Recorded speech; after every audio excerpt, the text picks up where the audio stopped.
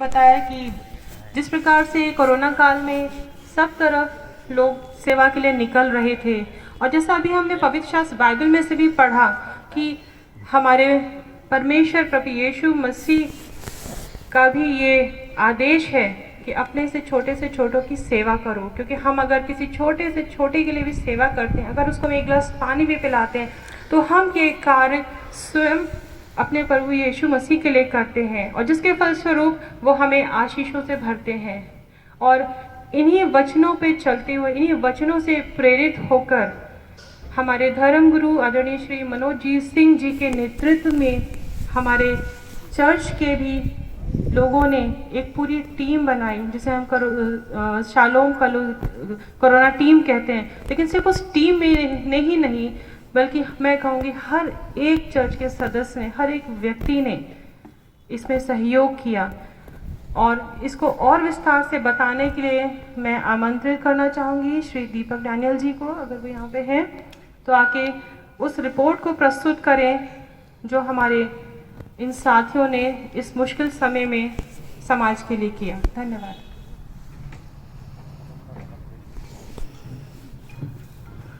बहुत बहुत धन्यवाद। सबसे पहले मैं अभिवादन प्रस्तुत करना चाहूँगा हमारे मुख्यमंत्री जी के लिए कि वो हमारे बीच में आए, और उनके आने से हमें कितना उत्साहवर्धन मिलता है ये हम ही जानते हैं। काफ़ी कुछ हमारे धर्मगुरु रेवरेंड मनोज जी ने कहा, लेकिन कुछ और चीज़ें आपके पास ध्यान में डालना चाहेंगे कि क्या क्या किया गया। जब हमने देखा मार्च के अंतिम सप्ताह के अंदर वहाँ पर लॉकडाउन का अनाउंसमेंट हो गया था, और हम सब अपने घरों में डरे हुए दुबके हुए बैठे थे। लेकिन अंतिम सप्ताह चलते चलते हमने देखा मजदूर कुछ ट्रैवल कर रहे हैं, माइग्रेंट्स लेबर जो है वो ट्रैवल कर रहे हैं, और वहाँ पर ज़रूरत दिखी कि वहाँ पर उनको जाते जाते कुछ खाने को दिया जाए। तो शुरुआत तो शालोम सोशल सर्विस कमेटी ने फलों के वितरण के द्वारा की।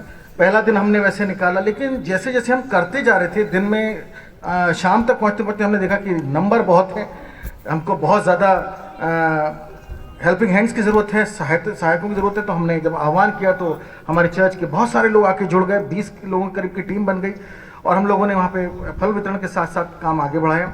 और जैसे जैसे दिन बीतते गए, फल वितरण के साथ साथ हम लोगों ने खाना पका के देना शुरू किया। और इस बात में मैं फिर से याद करना चाहूँगा, हमारा पीजीआई थाना स्टाफ ने हमको जो सहायता प्रदान करी, हमको लोकेट करने में हेल्प किया कि कहाँ पर लोग हैं, वहाँ जाने में हमको लेके गए, क्योंकि उनके पास इन्फॉर्मेशन था पूरा कहाँ पर कौन लोग हैं जिनको ज़रूरत है। हम एक तरफ तो स्ट्रीट पर सड़क पर अपना काम को अंजाम दे रहे थे, साथ ही साथ जो बस्तियां जहां पर लोग भूखे बैठे हुए हैं, उनके पास नहीं हो पा रहा है, वहां हमारी अगुवाई पीजीआई थाना स्टाफ ने की, और हम लोग को ले जाके गए, वहां बताया। बिजनौर में गए हम लोग जब और ज़्यादा भीड़ बढ़ने लगी आने वाले दिनों में, तो हमने हज हाउस में डिस्ट्रीब्यूशन किया फूड पैकेट्स का। उसके बाद हमको शिल्पग्राम में हमको हमारी सहायता की गई, और इन सब के लिए हमको आने जाने के लिए हमारी गाड़ियों के लिए पासेस वगैरह उपलब्ध कराए गए। साथ ही साथ सही सूचना सही समय पे जो हमको देने का काम थाना पीजीआई ने किया, वो हमारे कार्य को सटीक और महत्वपूर्ण बनाने में बहुत सहयोग उसका सहयोग रहा है। हमने जब खाना और पका खाना और फलों का वितरण के साथ साथ जब हम लोगों ने देखा कि ज़रूरतें अभी भी हैं, कुछ परिवार बैठे हुए जिनके पास खाने को नहीं है, हमने कच्चे राशन का भी वितरण शुरू किया। हर दिन लगभग हम 1200 से 1500 लोगों तक हम अपने फलों और खाने के पैकेट्स के माध्यम से पहुंच रहे थे, और ये काम मार्च के अंतिम सप्ताह में जो शुरू किया वो अप्रैल तक गया। बीच में जब हम लोगों ने खाना लेके अलग अलग लोकेशन पर गए, तो शिल्पग्राम एक जगह था जहां हम लोग पहुंच नहीं पाए, हज हाउस था जहां हम पहुंच नहीं पाए, शहीद पथ पे तो हमारा फिलिप मोटर्स से काम चल ही रहा था।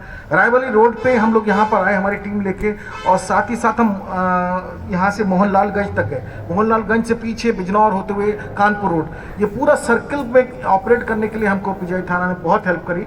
और साथ ही साथ हमारे जो यहाँ पर मनसा केटर्स हैं, उनकी गाड़ियाँ हमको मिली ताकि हम लोड करके पहुँचा सकें खाना।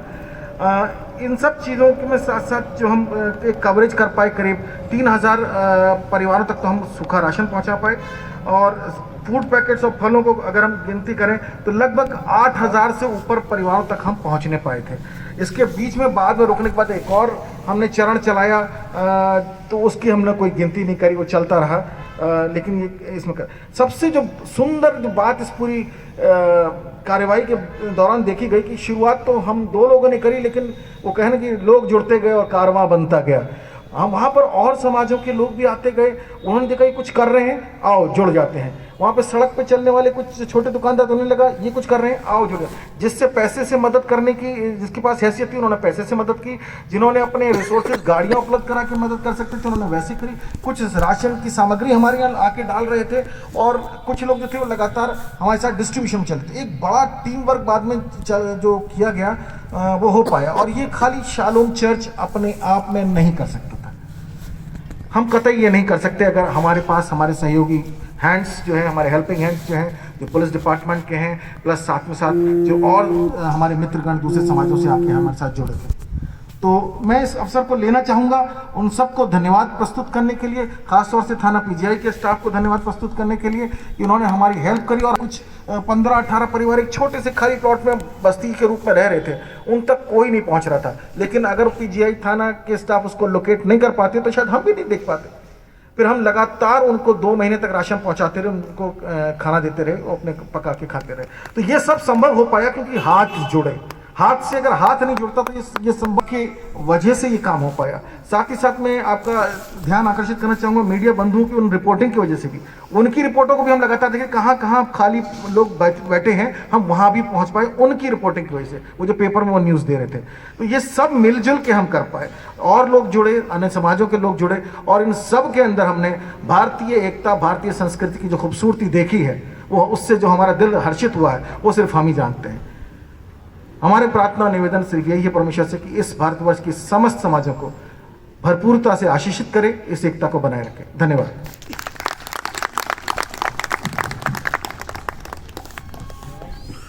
बहुत बहुत धन्यवाद दीपक जी इस महत्वपूर्ण रिपोर्ट के लिए, ताकि हम सब इस चीज़ को जान सकें कि हम सब ने मिलकर अपने समाज के लिए